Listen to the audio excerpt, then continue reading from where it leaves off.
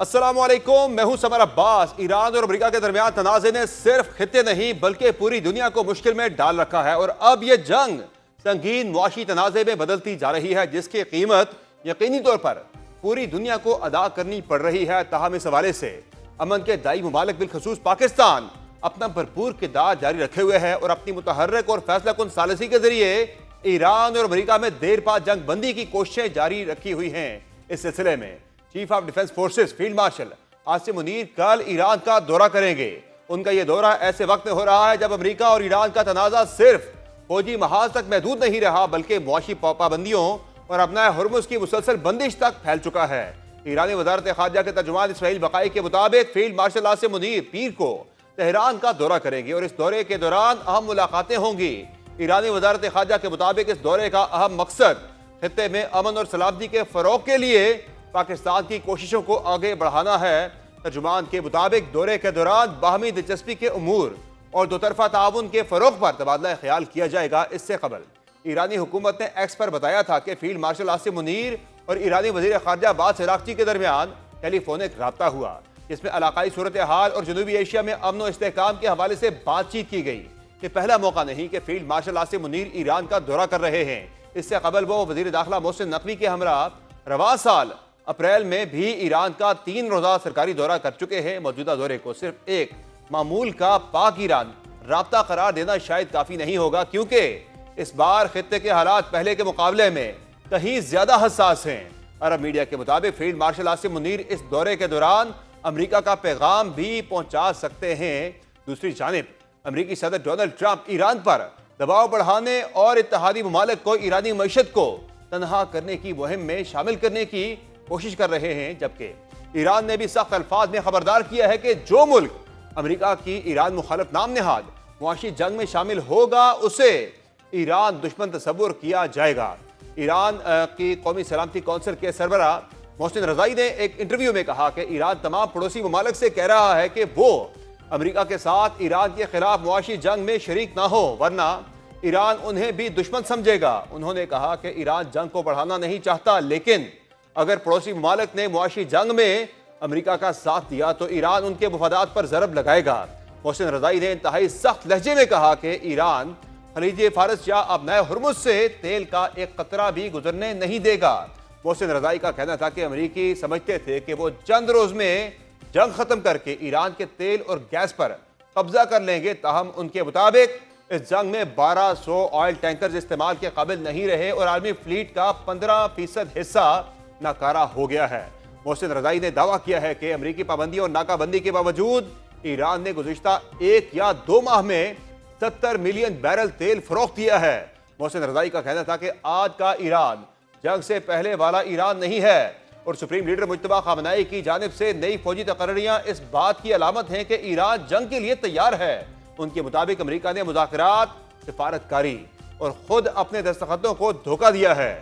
محسن رضائی نے خدشہ ظاہر کیا کہ ڈونلڈ ٹرمپ کے اقدامات کے نتیجے میں مزید ممالک ایٹمی ہتھیار حاصل کرنے کی کوشش کر سکتے ہیں۔ گو کہ ایرانی فوجی قیادت دفاعی محاذ پر تو بدستور ڈٹی ہوئی دکھائی دیتی ہے، تاہم معاشی اعتبار سے سول قیادت کو صورتحال کی سنگینی کا احساس ہو رہا ہے اور جنگ کے جلد خاتمے پر زور دیا جا رہا ہے۔ چند روز قبل ایرانی صدر مسعود پزشکیان نے ایک بیان میں کہا تھا کہ جنگ کو طاقت اور وقار کی پوزیشن سے ختم کرنا بہتر ہوگا، جبکہ آج انہوں نے ایک اور بیان میں معاشی صورتحال گمبھیر ہونے کے اعتراف کے ساتھ شرمندگی کا اظہار بھی کیا۔ ٹیلی ویژن خطاب میں ایرانی صدر مسعود پزشکیان نے ملک کو درپیش موجودہ صورتحال کو مکمل جنگ قرار دیتے ہوئے کہا ہے کہ ایران اس وقت معاشی، فوجی اور سیکیورٹی محاذ پر شدید دباؤ کا سامنا کر رہا ہے۔ پزشکیان نے کہا کہ ہم مکمل معاشی، فوجی اور سیکیورٹی جنگ میں ہیں اور ملک کی معیشت میں موجود نمایاں مسائل پر حکومت کو شرمندگی ہے۔ پزشکیان نے کہا کہ ایران اس غیر مساوی جنگ کے باوجود اپنی جگہ قائم ہے اور عوام کی خدمت کرنے کی کوشش کر رہا ہے۔ ان کا مزید کہنا تھا کہ امریکہ نے ایران کو وینزویلا بنانے کی کوشش کی مگر وہ ناکام رہا۔ دشمن چاہتا تھا کہ ایران تباہ ہو جائے لیکن ایسا نہیں ہو سکا۔ ایران مضبوط اتحاد سے دنیا کو حیران کرنے والی طاقت بن کر ابھرا ہے۔ امید ہے عوام کو درپیش مشکلات پر جلد قابو پا لیں گے، تاہم امریکی صدر کی جانب سے ایران کے خلاف چھیڑی گئی معاشی جنگ سے متعلق دیگر رائے بھی موجود ہے۔ بالخصوص خود امریکہ سے یہ آوازیں آ رہی ہے کہ ایران اس طرح کے دباؤ سے جھکنے والا نہیں ہے۔ سابق امریکی وزیر دفاع لیون پینیٹا نے کہا ہے کہ ایران کے خلاف معاشی جنگ سے امریکہ کو کامیابی نہیں ملے گی۔ جبکہ ایک اور امریکی جنرل نے ایران کے خلاف امریکی معاشی جنگ کو جنگی جرم قرار دے دیا ہے۔ امریکی فوجی افسر کرنل ریٹائرڈ سیڈریک لائٹن نے خبردار کیا ہے کہ امریکہ کی جانب سے ایران کو غذائی اجناس کی فراہمی میں رکاوٹیں ڈالنا جنگی جرم ہوگا، اور ٹرمپ انتظامیہ کے اس اقدام پر عالمی سطح پر شدید رد عمل سامنے آ سکتا ہے۔ ایران کے خلاف امریکہ کی معاشی حکمت عملی اس لیے بھی زیادہ کارگر ثابت نہیں ہوگی کیونکہ دنیا کے دیگر عالمی طاقتیں بھی امریکی اجارہ داری کو ماننے کو تیار نہیں ہیں، بالخصوص چین اور روس ایران سے تجارتی تعلقات ختم کرنے سے بظاہر انکاری ہیں۔ امریکی اخبار نیو یارک ٹائمز کے تجزیے کے مطابق ایران کو معاشی طور پر مکمل طور پر تنہا کرنے کی امریکی کوشش چین کے تعاون کے بغیر کامیاب ہونا مشکل ہے۔ نیو یارک ٹائمز کے مطابق چین ایران کا سب سے بڑا تجارتی شراکت دار اور ایرانی تیل کا سب سے اہم خریدار ہے، اسی وجہ سے واشنگٹن کے لیے بیجنگ کو نظر انداز کرنا آسان نہیں۔ رپورٹ کے مطابق 2025 میں چین اور ایران کے درمیان تقریباً 41.2 ارب ڈالر کی تجارت ہوئی، جبکہ اسی سال چین نے ایران سے تقریباً 31.2 ارب ڈالر مالیت کا خام تیل درآمد کیا۔ چینی خریدار بعض اوقات ایران کی مجموعی تیل برآمدات کا تقریباً 90% تک خریدتے ہیں۔ نیو یارک ٹائمز کے مطابق ایران کے تیل کے بڑے خریدار چین کی چھوٹی نجی ریفائنریاں ہیں، جنہیں عام طور پر ٹی پارٹس کہا جاتا ہے۔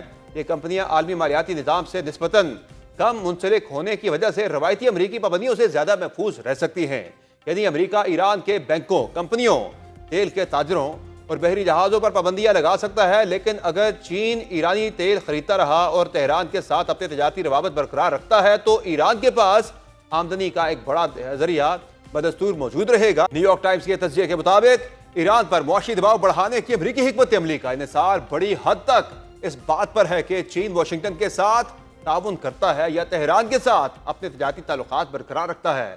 اور اب اس تنازع کا ایک اور محاذ بھی سامنے آ گیا ہے، یعنی سائبر جنگ، اور اس محاذ پر بھی ایران نے دنیا کو دنگ کر دیا ہے۔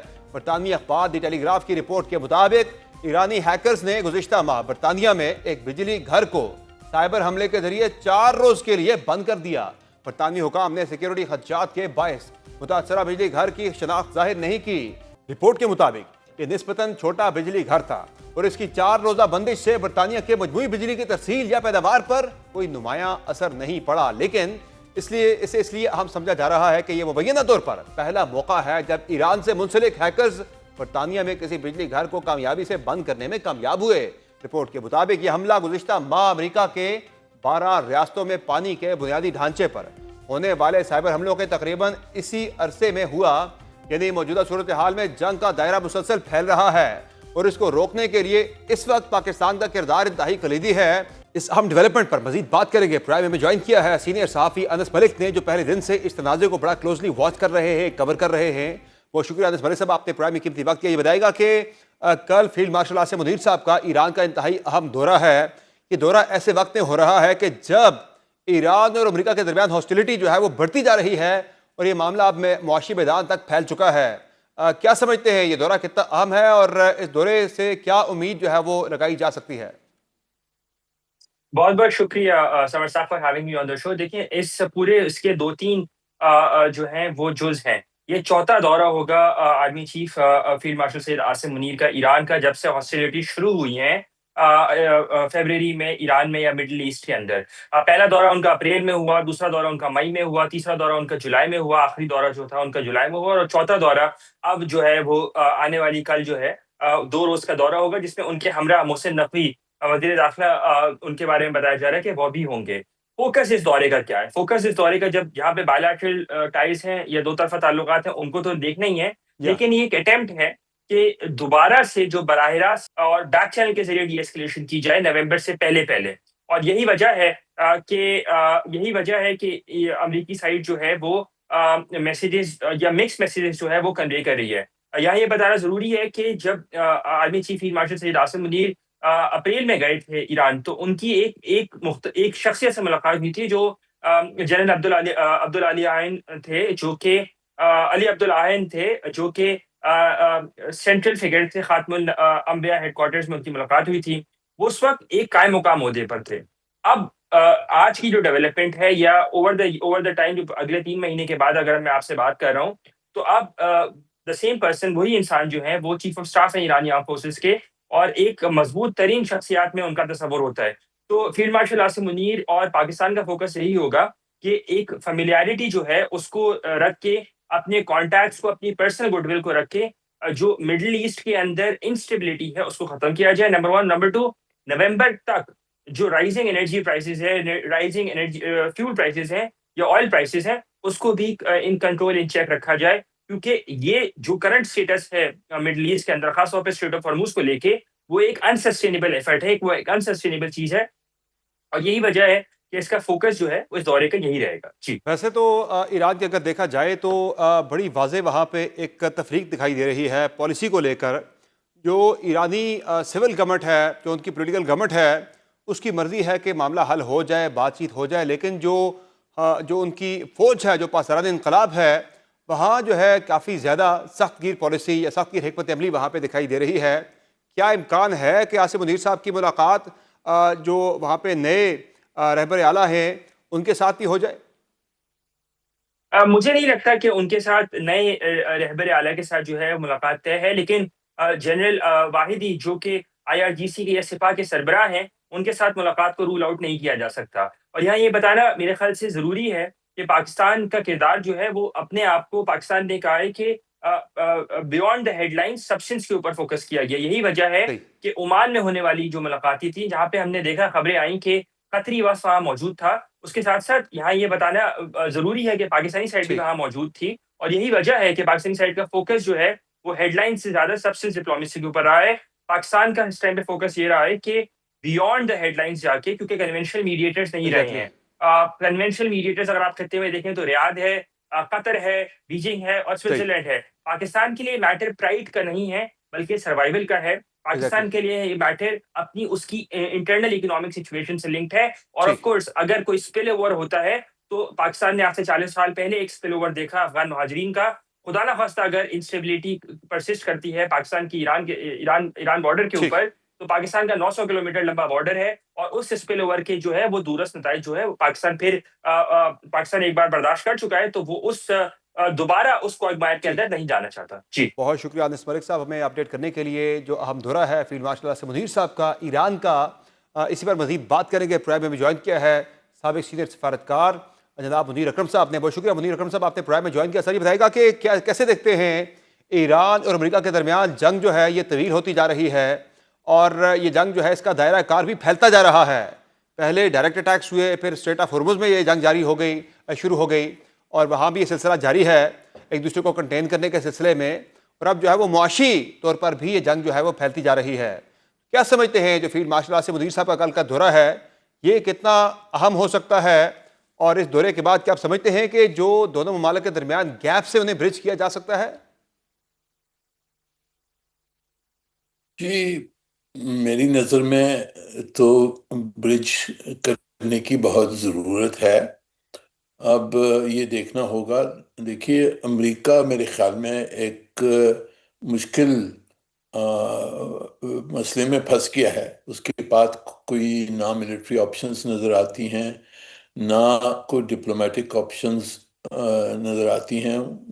میری نظر میں ان کو فلیکسیبلٹی دکھانی ہوگی اگر ایران کو منوانا ہے، اور منوانے کا طریقہ یہی ہے کہ جو اسلام آباد MOU جس پہ معاہدہ ہو گیا تھا اس پہ واپس دونوں فریقین کو لے آنا ہے، اور اسی کی تحت میری نظر میں آگے پروگریس ہو سکتی ہے۔ اور آپ یہ کہنا چاہ رہے ہیں کہ امریکہ جو ہے وہ فی الحال زیادہ دباؤ امریکہ پر ہے، لیکن زیادہ جو ہٹ دھرمی ہے وہ بھی جو ہے واشنگٹن سے ہی ہو رہی ہے، کہ امریکہ کو جو ہے ایک قدم پیچھے ہٹنا پڑے گا سارے معاملے میں؟ جی، کیونکہ دیکھیے ان کے پاس اب کوئی ملٹری آپشنز بھی کم رہ گئی ہیں۔ ملٹری آپشن یہی ہے کہ اگر وہ ایسکلیٹ کرتے ہیں اور ایران کی جو آئل کی تجارت ہے، ریفائنریز ہیں، اس پہ حملہ کرتے ہیں، تو اس کے بدلے میں حملہ پھر وہ خلیج کے ممالک میں کریں یا گے، پورا جو تیل کی تجارت، تیل کی اکانومی ہے وہ بالکل ڈسٹروائے ہو جائے گی۔ وہ امریکہ نہ امریکہ کی نہ گلوبل اکانومی کے حق میں ہے۔ تو اور دوسری طرف سے لینڈ انویژن کرنا ناممکن ہے، کیونکہ بہت کیجولٹیز ہوں گے، وہ بھی نہیں سہ سکتے ہیں۔ تو ان کو کوئی نہ کوئی یعنی ڈپلومیٹک سولوشن ڈھونڈنا ہوگا، ایسا ہی ہے۔ اور ڈپلومیٹک سولوشن یہی ہوگا کہ جی جو ایم او یو بنا ہوا ہے اسی کے تحت کچھ واپس سمجھوتا ہونے اور کی بظاہر لگ ضرورت۔ یہ رہا ہے، امریکہ پوسچرنگ تو کر رہا ہے کہ جیسے وہ اس ساری جنگ کے اندر ڈومینیٹنگ پوزیشن میں ہے، حالانکہ ایران جو ہے وہ کسی قسم کے دباؤ میں نہیں آ سکا، امریکہ کے تمام تر جو حربے تھے، تمام تر جو ان کی کوششیں تھیں، اس کے باوجود اب لگ یہ رہا ہے بظاہر کہ ایران اس جنگ کو ڈریگ کرنا چاہتا ہے، امریکہ کی جو کمزوریاں ہیں، جو امریکہ کی جو مجبوریاں ہیں، ان سے مزید فائدہ اٹھانا چاہتا ہے، اس جنگ کو لمبا کرنا چاہتا ہے کہ کم از کم نومبر تک تو اسے ڈریگ کیا جائے کہ جب امریکہ میں مڈ ٹرم انتخابات ہونے ہیں۔ جی وہ دیکھیے، دونوں فریقین اپنی اپنی اپنی طاقت کا آزمائش کر رہے ہیں۔ ایران میں جو کوئی لوگ ہیں وہ سمجھتے ہیں کہ اب وہ بہتر پوزیشن میں ہیں، اور امریکہ کو وہ دبا کر جو کچھ کنسیشنز وہ چاہتے ہیں سینکشنز وغیرہ کے اوپر، وہ کنسیشنز نکال سکتے ہیں۔ پر دوسری طرف سے یہ بھی دیکھنا ہے کہ اگر یہ جنگ جاری رہتی ہے، ایک طرف سے تو ایران کی جو تیل کی تجارت ہے وہ بند ہوئی ہے، وہ اکنامک پریشر ایران پہ بھی ہے۔ یا اور اگر یہ جنگ ایسکلیٹ ہوتی، اگر امریکہ کے پاس کوئی آپشن نہیں رہا اور انہوں نے ایسکلیٹ کیا، تو ایران کی بھی بربادی ہوگی، پورے خطے میں بربادی ہوگی، سب کو نقصان ہوگا، ہمیں بھی نقصان ہوگا۔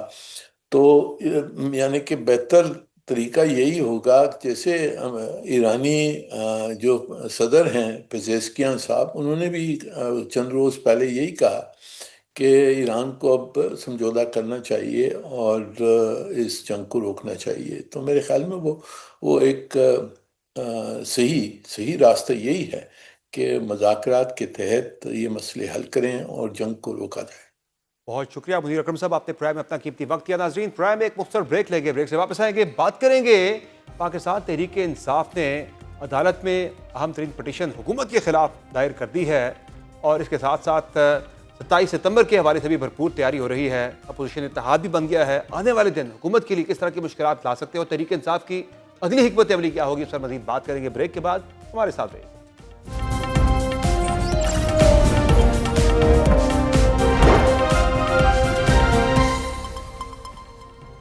ویلکم بیک ناظرین۔ پاکستان تحریک انصاف نے ایک طرف حکومت کے خلاف توہین عدالت کی درخواست موو کر دی ہے سپریم کورٹ آف پاکستان میں گزشتہ روز کے، جس پہ پرائم منسٹر اور کچھ وفاقی وزراء اور کچھ انتظامی افسران کو فریق بنایا گیا ہے، جبکہ پاکستان تحریک انصاف کی جانب سے دوسری سائڈ پہ اگر دیکھا جائے تو 27 ستمبر کی کال کو کامیاب بنانے کے لیے کل ہنگو میں پرائم تھا، آج سہیل افریدی نے بنیر میں پاکستان تحریک انصاف کے ورکرز کو موبلائز کرنے کی بھرپور کوشش کی، اور اس سلسلے میں پاکستان تحریک انصاف بھرپور تیاری کر رہی ہے۔ پارلیمنٹ میں اپوزیشن کا اتحاد بن چکا ہے، مولانا فضل الرحمان صاحب تحریک انصاف کے قریب آ رہے ہیں۔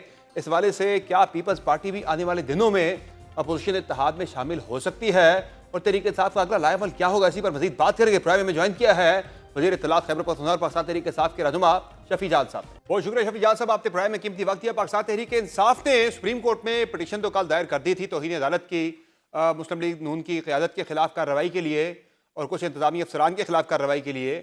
یہ بتائے گا کہ کیا اب تحریک انصاف کا اگلا لائحہ عمل یہی ہے کہ فی الحال امید جو ہے وہ تمام نظریں جو ہے وہ سپریم کورٹ پر ہی رکھی جائیں گی کہ وہاں سے فیصلہ آئے، یا سیاسی طور پر بھی دباؤ بڑھائیں گے آپ؟ سب سے پہلے صبر صاحب آپ کا شکریہ۔ جیسے آپ کے علم میں ہے کہ کنٹیمپٹ آف کورٹ جو ہے وہ فائل کر دی گئی ہے، جس کو نمبر بھی لگ چکا ہے، اس کی ہیئرنگ ہونی ہے، اس کا کیا آؤٹ کم نکلتا ہے اس کے لیے ہم نے ویٹ کرنا ہے، اور ہم نے تمام تر چیزوں کو کورٹ کے سامنے رکھنا ہے کہ جس طریقے سے اس حکومت نے سپریم کورٹ جو ملک کی سب سے بڑی عدالت ہے، اس کی 3 ججز نے ایک آزاد فیصلہ دیا اور اس فیصلے پہ عمل درآمد نہیں ہوا اور اس کو رڈی کی ٹوکری میں پھینکا گیا، اس فیصلے کو ہوا میں اڑایا گیا۔ تو اس پہ تمام تر جو ہماری چیزیں ہیں، جو تمام تر ہم بات کرنا چاہتے ہیں سپریم کورٹ سے، جو ثبوت ہیں وہ ان کے سامنے رکھیں گے۔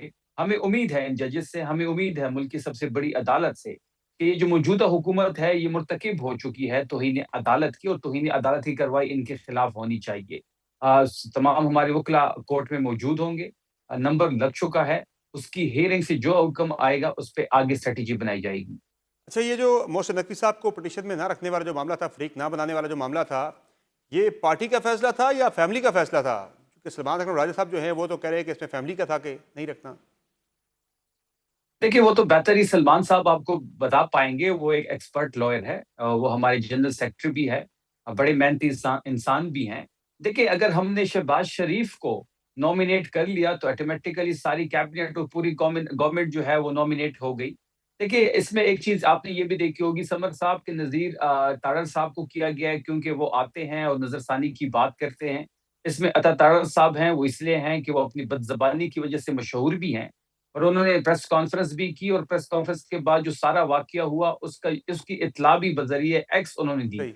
तो जो लोग इसमें मुलविस पाए गए हैं, जिन जिन लोगों ने बयानबाजी की है, सेक्रेटरी इंटीरियर को भी इसमें नॉमिनेट किया है। जब शहबाज शरीफ नॉमिनेट हो गए हैं तो ऑटोमेटिकली सारी कैबिनेट हो गई है। नहीं, वो तो फिर जब आपने उन्हें कर दिया, फिर आजम नज़ीर तारड़ को और अता तारड़ को भी फिर नॉमिनेट करने की जरूरत नहीं थी, जब आप कह रहे हैं कि प्राइम मिनिस्टर नहीं, अता तारड़ हो गया। लेकिन मुझे ये बताइएगा, ये बताइएगा स्पेसिफिकली, एक मिनट, नहीं, लेट मी क्लियर, वो तो आपने बात कर ली है, ठीक। उनको इसलिए नॉमिनेट किया गया है, दोनों को, नज़ीर तारड़ को और अता तारड़ को, कि उन्होंने बयानात भी दिए हैं, उन्होंने वीडियो भी रिकॉर्ड्स की हैं, और तमाम तर जो एक ड्रामा रचाया गया है, जो सुप्रीम कोर्ट के फैसले के साथ खिलवाड़ किया गया है, उसकी इत्तला भी वफाकी वज़ीर इत्तलात ने दी है। अच्छा ये बताइएगा मुझे कि इस सारे प्रोसेस में इत्तलात ये भी है कि मोहसिन नकवी साहब जो है, he has been very cooperative. उन्होंने पहले भी यकीन दहानी कराई थी गौर साहब को कि मुलाकात हम करवा देंगे, उनको ट्रीटमेंट भी जहाँ चाहिए वो भी करवा दी जाएगी। तो बाद में फिर जो है वो मोहसिन नकवी साहब के अलावा बाकी वज़रा ने जो है ये मामला सारा ख़राब किया। जो अंडरस्टैंडिंग थी आपकी मोहसिन नकवी साहब के साथ, उसमें उनका इलाज शिफा में ही होना था। देखिए सारा मामला जो है वो मरियम नवाज और नवाज शरीफ ने खराब किया है। मरियम नवाज इतनी हावी है इस ये आपका हुकूमत पे, अंदाजा है या कोई और इस वजह से मालूमात है आपके पास? नहीं, हमारे पास मालूमात भी है, और आज सीएम अफरीदी साहब ने अपनी स्पीच में तमाम तर बिल्कुल चीजों उन्होंने को बड़ा वाज़ेह भी बात कर की है। दिया है।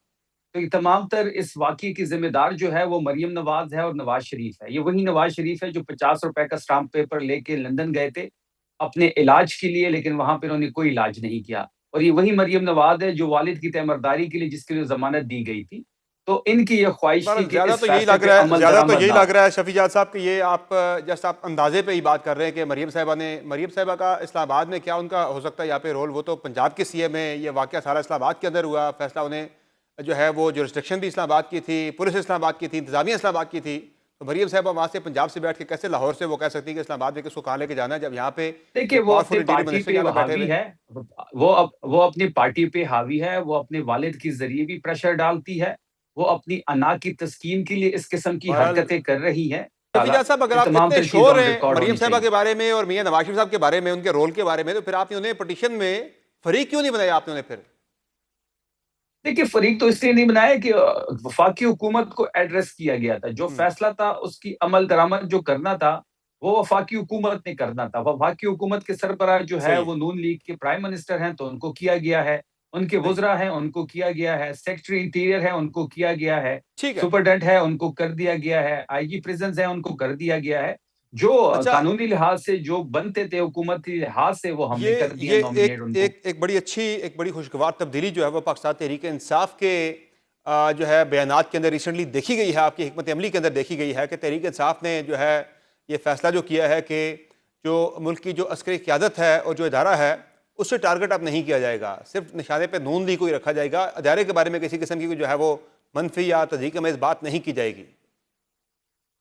देखिए फैसला सुप्रीम कोर्ट ने दिया, सुप्रीम कोर्ट ने डायरेक्शन जो थे वो हुकूमत को दिए, वफाकी हुकूमत नून लीग की है, अमल दरामद उन्होंने नहीं किया, उन्होंने एक ड्रामा रचाया, इस फैसले के साथ खिलवाड़ किया, तो उन्हीं लोगों को नॉमिनेट भी किया जाएगा और उन्हीं लोगों को निशाना बनाया जाएगा जो इस फैसले के आड़। सही, but it's a very good and healthy change. ये बताइएगा मुझे कि अब जो अपने जॉइंट अपोजिशन अलायंस जो आपने बनाया है, अपोजिशन इत्तेहाद जो बना है, कंटेम्प्ट ऑफ कोर्ट में गए हैं, इसमें ये बताएगा शफीजाद साहब के कितने पुर उम्मीद हैं कि पीपल्स पार्टी को भी आप इसमें ले आएंगे मनाकर? देखिए बात बड़ी वाज़ेह है कि हम तमाम तरह सियासी कुव्वतों के साथ बात करना चाहते हैं, हम अलायंस में आगे बढ़ना चाहते हैं।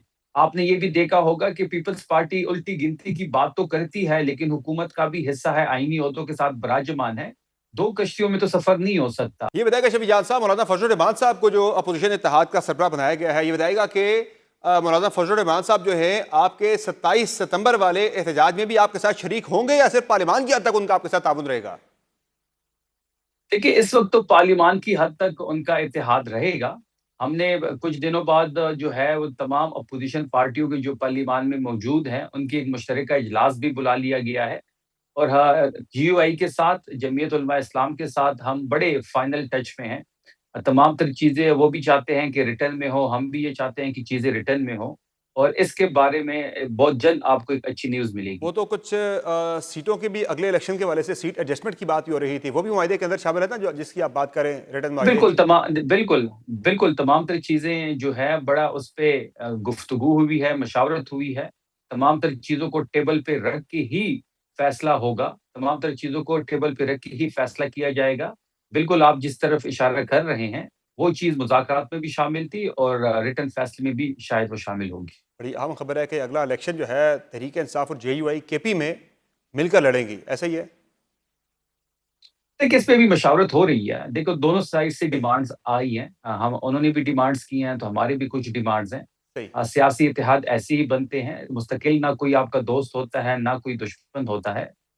جمعیت علماء اسلام کے ساتھ ہم بالکل فائنل ٹچ میں ہیں، اور میں نے جیسے پہلے کہا کہ عنقریب ہی اس بارے میں، اس سیاسی اتحاد کے بارے میں آپ کو اچھی خوشخبری ملے گی۔ چلے مولانا فضل الرحمان صاحب، تو آپ کہہ رہے ہیں کہ ان کے ساتھ قربت جو ہے وہ بڑھ گئی ہے، معاہدہ بھی ہو جائے گا، لیکن کیا علی بن گھنٹا پور صاحب جو اس وقت وہ بھی پارٹی کے اندر آپ کی اپوزیشن بنے ہوئے ہیں، کیا انہیں بھی سہیل افریدی صاحب 27 ستمبر والے احتجاج میں کنٹینر پر اپنے ساتھ لے آئیں گے؟ دیکھیں وہ پوزیشن نہیں ہے، وہ ہمارے پارٹی کا حصہ ہیں، وہ سابق چیف منسٹر ہیں، پارٹی کے لیے ان کی خدمات ہے، صحیح۔ ان کو بالکل ہونا چاہیے۔ یہ عمران خان صاحب کی رہائی کی تحریک ہے، ان کو دعوت بھی دی جائے گی، اور ہمیں امید ہے کہ وہ اسی کنٹینر پہ موجود ہوں گے۔ صحیح ہے، بہت شکریہ شفیع جہاد صاحب، آپ نے پروگرام میں قیمتی وقت کے ناظرین آپ نے گفتگو ملاحظہ کی وزیر اطلاعات خیبر پختونخوا شفیع جہاد صاحب کی، جنہوں نے بڑی خبر دی ہے کہ مولانا فضل الرحمان کے ساتھ معاہدہ اگلے چند دن میں ہونے والا ہے، کہ جس میں سیٹ ایڈجسٹمنٹ سمیت دیگر کئی اہم معاملات پر اتفاق رائے کے بہت ہی قریب پہنچ چکے ہیں۔ پروگرام میں ایک مختصر بریک لیں گے، بریک سے واپس آئیں گے، ایک اور اہم ایشو پر بات ہوگی، ہمارے ساتھ رہیے گا۔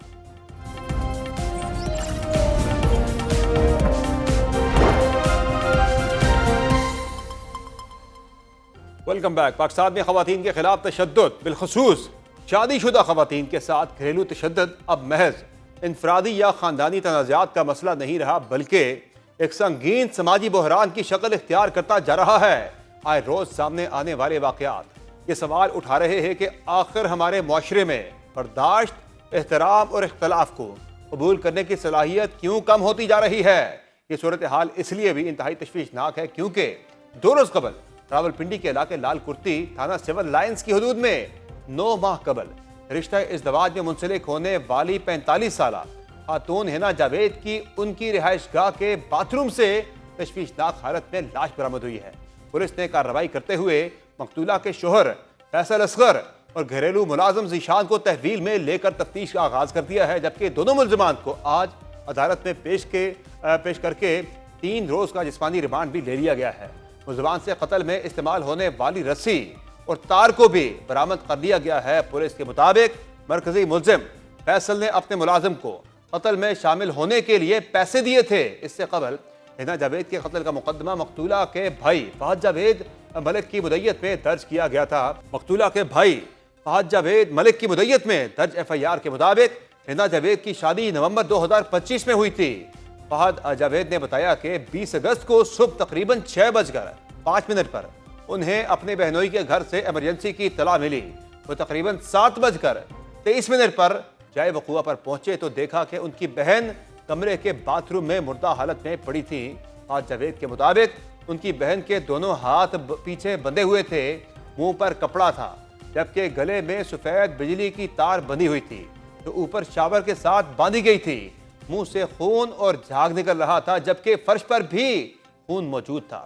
FIR میں فہد جاوید نے الزام عائد کیا کہ ان کی بہن کو ان کے شوہر نے اپنے ملازم اور والد کے ساتھ مل کر انتہائی بے دردی سے قتل کیا ہے۔ فہد جاوید کو شبہ ہے کہ مقتولہ کو پہلے کوئی زہریلی چیز دی گئی اور پھر اذیت دے کر قتل کیا گیا۔ انہوں نے یہ الزام بھی عائد کیا کہ ان کے بہنوئی آئے روز مقتولہ کو تشدد کا نشانہ بناتے تھے، اور اس سے قبل ملزم کی پہلی اہلیہ نے بھی تشدد سے تنگ آ کر طلاق لے لی تھی۔ مقتولہ کے بھائی فہد جاوید ملک نے BBC اردو سے بات کرتے ہوئے کہا کہ جو منظر انہوں نے دیکھا اسے شاید وہ پوری زندگی نہ بھول سکیں۔ ان کے مطابق یہ انتہائی خوفناک تھا۔ خاندان شدید صدمے اور ذہنی دباؤ سے گزر رہا ہے اور انہیں समझ नहीं आ रहा कि ये सब कैसे हुआ। फहद जावेद का कहना था कि पुलिस अब तक ताउन कर रही है, तहम वो चाहते हैं कि मामले की मुकम्मल और शफाफ तहकीकात हों और उन्हें ऐसा इंसाफ मिले जो अदालतों से भी यकीनी बनाया जा सके। उनके मुताबिक हमें इंसाफ चाहिए ताकि जिम्मेदारों को कानून के मुताबिक सजा मिल सके। वाक़े के बाद मकतूला हिना जावेद के अहले खाना की जानिब से जारी किए गए एक अलग और तफसीली बयान में शफाफ और गैर जानिबदाराना तफ्तीश की अपील की गई है। ताहम मुकदमे में नामजद मकतूला के ससुर असगर अली को अभी तक गिरफ्तार नहीं किया गया, जिस पर इस खानदान की तरफ से तशवीश का इजहार किया गया है। बयान में खानदान की जानिब से कहा गया कि 2 दिन पहले उनकी प्यारी हिना जावेद को उनसे छीन लिया गया, उसे उसके अपने घर में कत्ल किया गया और उसके शोहर को मुलजिम के तौर पर नामजद किया गया है, जबकि अल्फाज इस नुकसान को बयान नहीं कर सकते जो उन्हें पहुंचा है। खानदान के मुताबिक वो पाकिस्तान के कानूनी और अदालती निज़ाम पर मुकम्मल एतमाद रखते हैं और उन्हें पूरा यकीन है कि इंसाफ गालिब आएगा। खानदान ने वाज़ेह किया है कि आने वाले दिन बहुत अहम हैं और तहकीकात की शफाफियत और ईमानदारी ही ये तय करेगी कि आया हिना को वो इंसाफ मिलता है जिसकी वो हकदार है। बयान में कहा गया है कि खानदान को इस बात पर शदीद तशवीश है कि कत्ल में मुलव्वस हिना के ससुर को अभी तक गिरफ्तार नहीं किया गया और उन्हें बगैर किसी मजीद ताखीर के तहवील में लिया जाए और उनके किरदार की मुकम्मल तहकीकात की जाए। खानदान का कहना है कि जिस शख्स ने भी इस जुर्म में मदद की, उसे छुपाया या उसमें हिस्सा लिया, उसे कानून का सामना करना होगा, क्योंकि जुज़वी एहतसाब कोई एहतसाब नहीं। खानदान ने मजीद कहा कि हमारे घरों में ख़वातीन पर तशद्दुद कोई ज़ाती मामला नहीं, ये एक जुर्म है और इसे जुर्म के तौर पर देखा जाना चाहिए। वो उस वक्त तक चैन से नहीं बैठेंगे जब तक हिना की मौत के तमाम जिम्मेदारों को कानून के मुताबिक मुकम्मल तौर पर जवाबदेह नहीं ठहराया जाता। और यहीं से ये सवाल मजीद अहम हो जाता है कि क्या हमारे मुआशरे में ख़वातीन के खिलाफ तशद्दुद को अब भी सिर्फ घर का मामला समझा जाएगा? क्योंकि एक तरफ रावलपिंडी पुलिस को हिना जावेद के कत्ल की तहकीकात का सामना है, तो दूसरी जानिब चंद रोज कबल कत्ल की गई पश्तून टिकटॉकर के केस का ड्रॉप सीन भी हो चुका है और बदकिस्मती से टिकटॉकर शमसू बीबी उर्फ आयशा गुलामना के कत्ल में उनके अपने वालिद और भाई मुलव्वस पाए गए हैं। गुज़िश्ता रोज पुलिस हुकाम ने प्रेस कॉन्फ्रेंस में बताया कि सोशल मीडिया शख्सियत के अंधे कत्ल को ट्रेस करते हुए मकतूला के वालिद और भाई समेत 5 मुलज़िमान को गिरफ्तार कर लिया गया है। पुलिस के मुताबिक गिरफ्तार मुलज़िमान में मकतूला का वालिद फजल, हकीके भाई बशीर, चचाजाद भाई एहसान, वालिद का चचाजाद रोजी खान और चचाजाद भाई का बेटा यासीन शामिल हैं।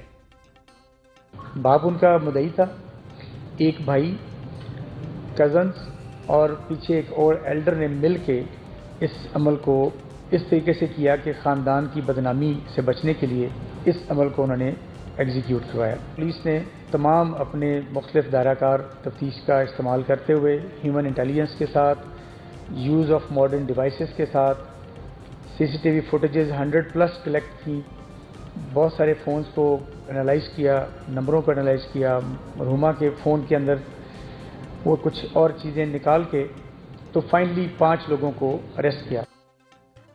खातून टिकटॉकर को 2 हफ्ते कबल टेक्सला में एक निजी हाउसिंग सोसाइटी में उस वक्त फायरिंग करके कत्ल किया गया था जब वो गाड़ी में जा रही थी। यानी एक तरफ एक खातून अपने ही घर में इंतहाई तशवीशनाक हालत में मुर्दा मिलती है, तो दूसरी जानिब एक खातून को उसके अपने ख़ानदान के अफराद मुबैना तौर पर गैरत के नाम पर कत्ल कर देते हैं। दोनों वाक़यात की नोयत और हालात मुख्तलिफ हो सकते हैं, लेकिन दोनों वाक़यात एक बुनियादी सवाल ज़रूर उठाते हैं कि ख़वातीन की ज़िंदगी, आज़ादी और फैसलों के हवाले से हमारा मुआशरा कहाँ खड़ा है। ये दोनों वाक़यात भी कोई अलग थलग हादसे नहीं, बल्कि एक खौफनाक और मुसलसल दोहराए जाने वाले सिलसिले की ताज़ा तरीन कड़ी है। चंद रोज़ पहले रावलपिंडी शहर में ही एक बाप, शोहर और अहले खाना ने हिना ज़रीफ को कत्ल कर दिया था, जिनका मुबैना कसूर यह था कि उन्होंने ज़बरदस्ती की शादी से इनकार करके अपने शोहर से खुला मांगी थी। 3 साल कबल ही दरिंदगी सारा इनाम के केस में देखी गई थी। 37 साल सारा इनाम अबू धाबी में एक इंतहाई कामयाब इकोनॉमिस्ट के तौर पर काम कर रही थी और जो जुलाई 2022 में शाहनवाज अमीर से उनकी शादी हुई थी। तहम जब उनके शोहर ने व्हाट्सएप पर तलाक के पैगाम भेजे तो सारा वजाहत के लिए इस्लामाबाद पहुंची और माली मामलात पर तनाज़े के बाद उनके शोहर ने उन पर संगीन तशद्दुद किया और डम्बल्स की ज़रब से उन्हें कत्ल कर दिया। नूर मुकद्दम का कत्ल भी इतना पुराना नहीं है। नूर मुकद्दम को उनके एक बासर और अमीर दोस्त जाहिद जाफर ने इस्लामाबाद में अपने घर में बदतरीन तशद्दुद और हिरासत में रखने के बाद बेदर्दी से कत्ल कर दिया था। बेपनाह दौलत और गैर मुल्की तालीम भी इस पेशियाना ज़हनियत को बदलने में नाकाम रही और जाफर ख़ानदान आखिर वक्त तक उसे बचाने की कोशिश करता रहा। इन तमाम वाक़यात का बगौर जायज़ा लिया जाए तो इनके दरमियान एक खौफनाक यकसानियत नज़र आती है। हमारा मुआशरा आमतौर पर आला तालीमी डिग्रियों عہدوں اور خاندانی رتبے کو اخلاقی تربیت اور انسانیت کا متبادل سمجھ لیتا ہے، حالانکہ پروفیسر، ماہرین اور بااثر شخصیات بھی اسی مردانہ بالادستی کے نظام کا حصہ ہو سکتی ہیں جو مرد کو عورت پر بلا شبہ بلا شرکت غیر اختیارات دیتا ہے۔ ہنا جاوید، عائشہ غلامنہ، سارا انعام، نور مقدم اور ہنا ظریف کو پورا حق حاصل تھا کہ وہ زندہ رہتی، اپنے کیریئر بناتی اور اپنے خواب پورے کرتی۔ انہیں زندگی سے محروم کرنے والے مجرموں کے خلاف مؤثر کارروائی ہونی چاہیے۔ گھریلو کشیدگی کو چار دیواری کے اندر دبانے کی روایتی جو ایک پریکٹس ہے، اس کو خواتین کو بے یار و مددگار چھوڑ دیتی ہے اور مجرموں کو شہ دیتی ہے کہ وہ سب کچھ کر کے بھی بچ نکل سکتے ہیں۔ ہنا جاوید کے قتل میں اب تک کی تفتیش کیا کہتی ہے؟ اس پر ہمارے ساتھ راولپنڈی سے جوائن کر رہے ہیں نمائندہ دنیا نیوز احمد بھٹی۔ بہت شکریہ احمد بھٹی صاحب ہمیں پروگرام میں جوائن کرنے کے لیے۔ یہ بتائے گا کہ کیا اپڈیٹ ہے ہنا جاوید قتل کیس کے اندر، کہ اطلاعات تو آئی ہے کہ ان کے شوہر کو بھی گرفتار کر لیا گیا اور جو ملازم تھا اسے بھی گرفتار کر لیا گیا، جبکہ سسر جو ہے وہ ابھی تک جو ہے انہیں گرفتار نہیں کیا جا سکا، وہ مفرور ہیں۔ یہ واقعہ کب کا ہے؟ چونکہ رپورٹ تو کل ہوا ہے، یہ کتنے دن پہلے کا واقعہ ہے اور یہ کیا مزید تفصیلات اس والے سے سامنے آ سکی ہیں اب تک کی جو تفتیش ہے اس میں؟ جی، یہ واقعہ تو 20 اگست کی رات کا ہے اور اگلے دن اس کی ایف آئی آر ہوئی۔ اس میں یہ بتاؤں کہ جو مقتولہ کا خامند ہے اور جو ذیشان ملازم ہے، ان دونوں کو گرفتار کر لیا گیا ہے، جبکہ آج مقتولہ کے سسر جو ہیں ان کو بھی پولیس نے شامل تفتیش کر لیا ہے۔ ان کی عمر 38 سال ہے، جس کی وجہ سے ان کا صرف بیان لیا گیا اور انہوں نے اپنے بیان میں گھریلو جھگڑوں کا ذکر کیا۔ انہوں نے جو گھریلو امور ہیں ان میں لڑائی جھگڑے کا اپنا بیان دیا ہے کہ ان کے گھر میں ناچاکی ضرور تھی، یہ پولیس ذرائع کا بتانا ہے۔ جبکہ پولیس نے جو کل 2 ملزمان جو مقتولہ کا خامند تھے فیصل اور جو ذیشان ان کا 20 سالہ ملازم تھا، اس کا آج ڈیوٹی مجسٹریٹ کی عدالت میں پیش کیا اور 3 روزہ جسمانی ریمانڈ حاصل کیا ہے۔ پولیس نے عدالت میں یہ بھی بتایا کہ موقع سے ایک رسی جس سے ہاتھ بندھے ہوئے تھے وہ بھی برآمد کی ہے، ایک تار جس سے شاور سے لٹکایا گیا تھا مقتولہ کو، اور اس کے علاوہ وہ کپڑا جو مقتولہ کے منہ میں دیا گیا تھا وہ بھی حاصل کر لیا، جبکہ مزید تفتیش کرنی ہے۔ جبکہ ان دونوں ملزمان کا ڈی این اے ٹیسٹ بھی کروایا جانا مقصود ہے، جس پر 3 روزہ جسمانی ریمانڈ عدالت نے دیا، اور اب تفتیش کی جو یہ براہ راست نگرانی S S P operation Tariq محبوب کر رہے ہیں، اور اس میں اب سب سے اہم بیان جو ہوگا وہ ذیشان جو اس کا ملازم ہے وہ اس کا ہوگا۔ یہ بتائے گا کہ جو تفصیلات سامنے آ سکی ہیں کہ 9 ماہ پہلے ان کی شادی ہوئی تھی اور جو ملزم ہے اس کے بارے میں رپورٹس آ رہی ہے، جس طرح آپ نے بتایا کہ اس مقتولہ کے سسر نے بھی بتایا ہے کہ گھر میں ناچاکی رہتی تھی، لڑائی جھگڑے رہتے تھے، تو پہلے بھی جو ہے ملزم کی ہسٹری ہے اس طرح کے ڈومیسٹک وائلنس کے حوالے سے؟ جی بالکل، جو مقتولہ کے بھائی ہیں انہوں نے جو ایف آئی آر کروائی اس میں بتایا کہ انہوں نے اپنی جو پہلی اہلیہ تھی ارم، ان کے ساتھ بھی ان کی نہیں بنی اور ڈومیسٹک وائلنس رہا، جس کی وجہ سے انہوں نے ان سے علیحدگی اختیار کر لی، اور ان کی بہن کے ساتھ جو گزشتہ سال شادی ہوئی تھی اور ابھی اس شادی کو صرف 9 ماہ ہوئے تھے۔ اور یہاں یہ بھی میں بتاؤں کہ ابھی تک یہ جو مقدمہ ہے 302 دفعہ کے تحت ہے، اس میں کوئی ڈومیسٹک وائلنس کا کوئی قانون ایسا نہیں جس کے تحت اس کو اسپیشل دیکھا جائے۔ اس میں صرف اور صرف عام جیسے ایک مرگ انسانی ہوتی ہے، قتل انسانی ہوتا ہے، اس طرح اس کو دیکھا جاتا ہے، اور پاکستان میں جتنے بھی اس طرح کے واقعات ہوتے ہیں اس میں ڈومیسٹک وائلنس کا کوئی قانون نہیں کہ خواتین کو اس حوالے سے کوئی خاص تحفظ حاصل ہو سکے۔ چند سال قبل ایک قانون تھا لیکن وہ بھی اب ناقابل عمل ہو چکا ہے۔ یعنی یہاں پر قانون ہی موجود نہیں ہے کہ جس کے تحت جو ہے یہ سارا معاملہ آگے چلایا جا سکتا، تاہم 302 کے تحت جو ہے یہ کارروائی ساری چل رہی ہے۔ کسی قسم کا دباؤ تو نہیں ہے انویسٹیگیشن کے معاملے میں جو مقتولہ ہے ان کی فیملی کے اوپر یا جو تفتیشی ہیں ان کے اوپر؟ نہیں، ابھی تک تو کوئی ایسی چیز سامنے نہیں آئی، کیونکہ اگر ایسی چیز ہوتی تو کسی نہ کسی جانب سے ضرور آواز بلند ہوتی، لیکن یہ ہے کہ تمام جو نامزد ملزمان ہیں وہ اس وقت شامل تفتیش ہو چکے ہیں، 2 گرفتار ہیں اور ایک جو ہے ان کی عمر رسیدہ ہونے کی وجہ سے صرف شامل تفتیش کیا گیا، ان کا بیان لے کر گھر جانے کی اجازت دی گئی ہے، تو ایسی چیز سامنے نہیں ہے ابھی تک۔ ٹھیک ہے، بہت شکریہ احمد بھٹی صاحب ہمیں اپڈیٹ کرنے کے لیے۔ اس اہم واقعے کے حوالے سے بہت ہی افسوسناک یہ واقعہ ہے کہ کس طرح سے ایک خاتون کو گھریلو تشدد کا نشانہ بنایا گیا اور اتنا تشدد کیا گیا کہ جان لے لی گئی۔ امید یہی ہے کہ جو پولیس ہے وہ شفاف انداز میں اس سارے واقعے کی تحقیقات کرے گی، تفتیش کرے گی اور جو ملزمان ہیں انہیں سزا بھی دلوائے گی، چونکہ گرفتاریاں تو ہو جاتی ہے لیکن جو سزاؤں کا معاملہ ہے وہ کافی زیادہ سست ہے۔ تو امید یہی ہے کہ اس کیس میں جو ذمہ داران ہیں ان کو سزا بھی دی جائے گی۔ آج کے پرائم میں اتنا ہی، اجازت دیجیے، اللہ حافظ۔